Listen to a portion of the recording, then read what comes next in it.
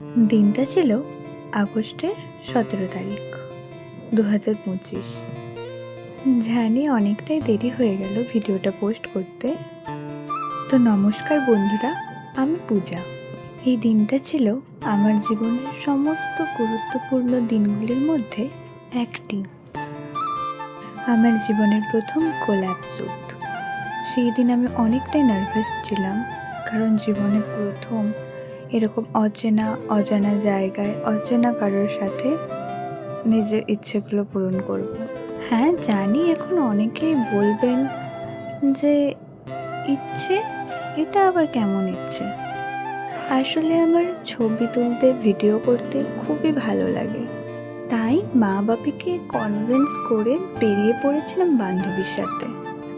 তারপর আমাদের ফাইনাল ডেস্টিনেশনে গিয়ে জানতে পারলাম যে ওখানে তো আমার এই দি ভাইয়ের বাড়ি।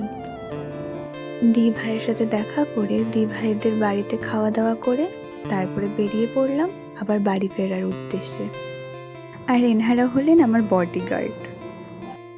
আর ওই দিন আমাকে এত সুন্দর করে সাজিয়েছিল আমার এই হেভলিটা। সত্যি দিনটা আমার খুব ভালো কেটেছিল। আর জায়গাটা এত সুন্দর ছিল বলার বাইরে।